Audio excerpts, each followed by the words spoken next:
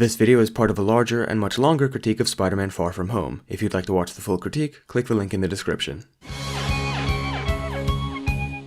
On a fundamental level, Spider-Man is present in Far From Home, but not in full force. Part of him is missing. Peter Parker is a guy, whether he's a student in high school or teaching in a high school, who can't catch a break. Everything stands in his way, and just when things appear to be going well for him, life knocks him down even harder than the last time. This concept rears its head a few times in Far From Home, but for the most part, this iteration of Spider-Man is well removed from the commonly understood idea of Spider-Man. Spider-Man's core philosophy is that of the relationship between power and responsibility. While being quite a simple dichotomy, it is nonetheless extremely versatile. This means that even if Spider-Man doesn't have to choose between entertaining a girl he likes and an imminent threat to the public, the writing can still convey this dual philosophy in a genuine and compelling manner. However, there comes a point when writing stretches the limits of the subject matter to where it is no longer recognizable. On one end of the spectrum, you have The Dark Knight Rises, in which Catwoman is a professional thief, romantically involved with Batman, and struggling with her own morality. This interpretation fits comfortably into Nolan's realistic world while still being respectful to the source material. On the other end of the spectrum, you have Halle Berry's Catwoman, who dresses like a stripper, behaves like a stripper, and only superficially, and even then only slightly, resembles the subject matter. The MCU Spider-Man lives on the border of these two sides, paying enough respect to the source material that we can tell it's Spider-Man on screen, but taking enough liberties that the interpretation verges on parody. He has web shooters, upgraded with gadgets gifted to him by Iron Man. He wears a red and blue suit.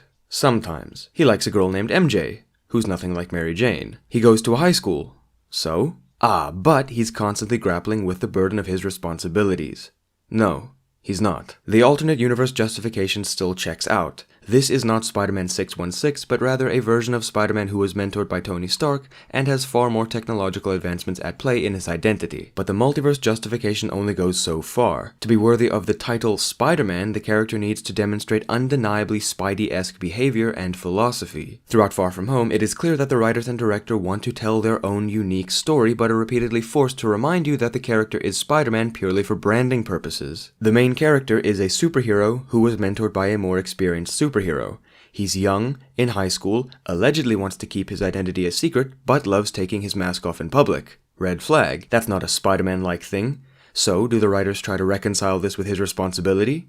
No. They act like these two things are not in direct conflict. And if I'm seen like this in Europe after the Washington Monument, my whole class will figure out who I am, and then the whole world will figure out who I am, and then I'm done. Peter does whatever the fuck he wants to in the moment, and only when convenient for him claims to value his secret identity. I wouldn't mind if the whole world knew who Spider-Man was. I'd love it if nobody knew that he's Spider-Man, but seeing the MCU try to juggle the two is jarring to say the least. So let's try to say something conclusive about Spider-Tom in an effort to resolve the divisive Spider-Man debate for now at least. As far as I've seen, the debate is waged primarily between two factions. Those who judge Spider-Man movies based on respect for the source material and adoration for the quote-unquote classic interpretation of the character, and those who judge Spider-Man movies based on their merits as films first and are mostly indifferent to how they adapted the source material. So while these two factions love to get into it about how they love or hate the MCU's Spider-Man, I'd argue that both factions, holding to their respective mindsets, would hate Catwoman. From an objective standpoint at least, the movie is poorly written, disrespectful to the source material, visually repulsive, and misrepresentative of the main character. These are well-founded examples of the movie's failings. Both factions would, theoretically, agree that Catwoman is bad. They would just reach the same conclusion for different reasons. This is important because it tells us that the Spider-Man debate is not as simple as movie good or movie bad. The factions should not be misconstrued as not liking the movie because it's not what they wanted to see, or liking the movie because they don't care about the source material. One side judges Far From Home on its merits as a movie, and the other on its merits as an adaptation. This critique aims to judge Far From Home as a film first, although I do sprinkle my biases in here and there. For this section though, I intend to criticize the movie as an adaptation, for whatever it's worth. One of the most interesting developments of the MCU post-Endgame is that the general public is genuinely curious as to whether or not Spider-Man will replace Iron Man. Peter is overwhelmed by the pressure of living up to Tony's legacy, and although this conflict is heavily marginalized, it is still one of Far From Home's core premises. And it comes to a peak in the jet scene in which Happy consoles Peter, dissuades him from trying to live up to Tony, and then blasts AC/DC while Peter does Tony-like things. When I saw this for the first time in the cinema, I found it to be the most disconcerting reassuring scene in the whole movie. I was under the impression that Happy, and thereby the movie, was encouraging Peter to become his own man, not living in Tony's shadow. And after this, I got the impression that they had just done a total 180. Suddenly, it seemed as though the movie was telling us, yes, Peter is the next Iron Man. Upon further reflection and 4 subsequent watch-throughs, I think I get what message the movie is trying to communicate to us. Throughout Far From Home, Peter battles with the concept and pressure of living up to Tony Stark. In the jet scene, Happy assures Peter that he is not Iron Man, that he will never be Iron Man, and that Tony might have had an easier time sacrificing himself because he knew that Peter would still be around afterwards. This motivates Peter to accept the movie's climactic challenge, and so Happy reveals a workbench where Peter begins intuitively tinkering, reminding Happy and the audience of how Tony did just the same. Happy then plays Back in Black, as if the comparison wasn't pronounced enough already, thus heightening the nostalgia factor and reinforcing the image of Tony's legacy being continued. This is the movie's way of saying, Iron Man will live on through Spider-Man. Not that Peter is Tony's replacement or even his own distinct entity, but rather a product of Tony's guidance and an heir to his throne. Problem is, this message is not clear enough to the viewer. Now I have to pick my words very carefully. I love ambiguity. Taxi Driver and Shutter Island are movies that I adore for how they don't give the audience straightforward answers to the questions the plot raises. These movies leave room to speculate and debate. You can rewatch them years apart and interpret drastically different ideas based on how your outlook has changed over time. Ambiguity lends itself to rewatchability and in my mind only serves to improve complex subject matter. 2001: A Space Odyssey is a great example of a film that is objectively good despite how confusing it is. It is not difficult to understand because it's poorly written, but because it aims to challenge our concept of storytelling and forces us to approach judging it differently to how we would more simplistic narratives. Now that we've established that I love ambiguity, allow me to shit on Far From Home for being too ambiguous. This movie is not a deeply philosophical commentary on existence or mental health. It's an intimate, action-adventure story with very little room for interpretation. The narrative is simple, and the events of the movie, illusions withstanding, are not up for dispute. Far From Home is very clear-cut. What isn't clear-cut is the jet scene's message. The movie shows us Peter grappling with the pressure of living up to Tony, and then shows us Peter essentially filling the hole Tony left in his wake while building up his own identity. I make this message seem simple, but I only picked up on it after 5 watch-throughs and days of scripting. As far as the general audience is concerned, this looks like major backtracking on behalf of the writers and director. It looks like they created a story about Peter Parker living in Tony Stark's shadow before officially becoming his own man, but then changed their mind halfway through production so that they could milk viewers for their nostalgia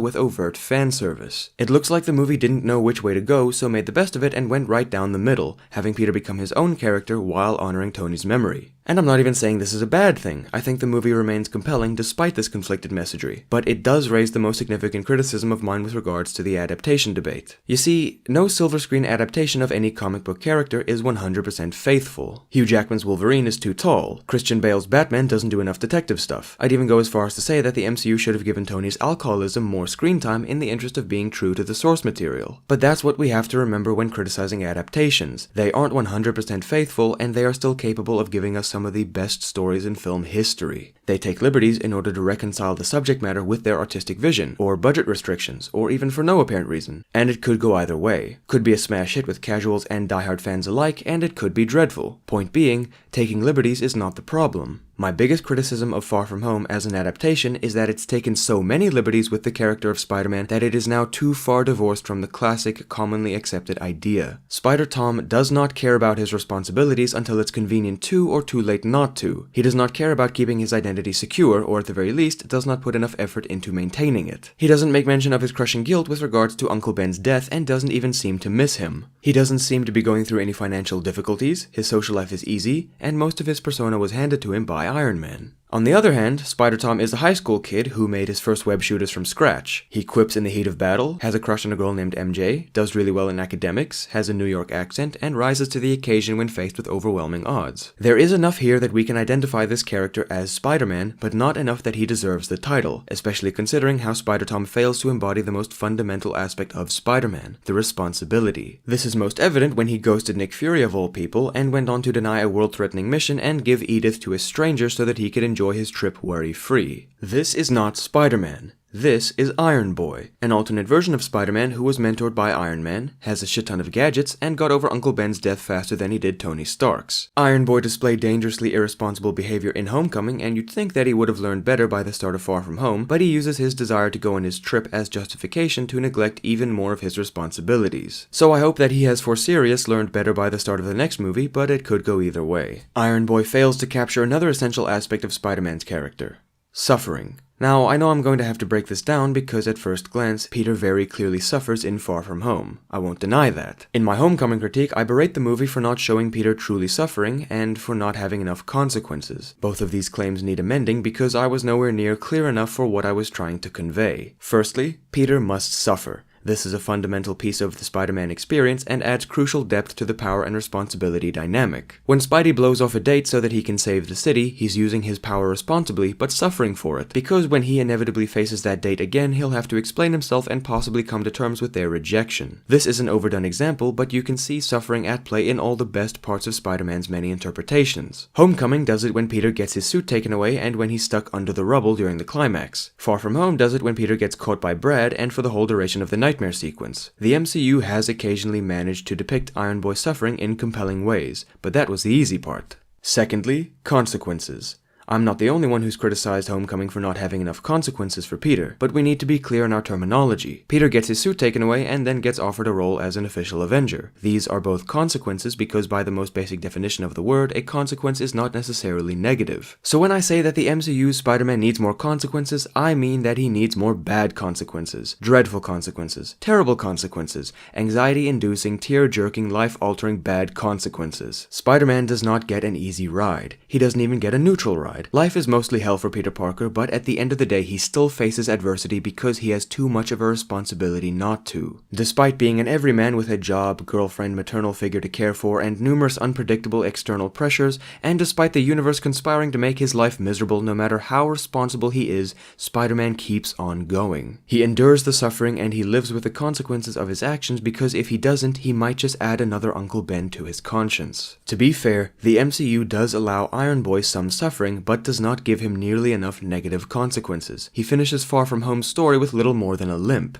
and because I'm sure it'll get brought up, I have no confidence that Peter's secret being revealed will have lasting negative consequences on him. The MCU has shown us that Peter always ends up alright on the other side of every encounter, and while this could very well be the pivotal moment in his story, I have no faith that it will be. If you're curious as to what standard I'm using to measure Iron Boy against, here it is. The Spectacular Spider-Man series remains one of my favorite series of all time and stands as my gold standard for everything Spider-Man. This is peak Spider-Man. This is as close as I've ever seen to definitive Spider-Man. Spider-Man PS4 and the 90s cartoon come close but just missed the bar set by this simple, highly compelling, and intrigue-filled TV show. Everything about the Spectacular Spider-Man hits the nail on the head. The voice acting, the writing, the action, the romance, the characters, and most importantly, Peter's struggle with responsibility. He is regularly made to suffer and faces many a lasting negative consequence. One of the more underrated aspects of Spider-Man's character is his love of introspection. Peter Parker talks to himself, or at least he should. It's the most faithful and direct method of conveying his inner conflicts at any given time, although it is a much more convenient vehicle for plot information or character development in comics, where the only method of relaying complex thoughts are speech bubbles.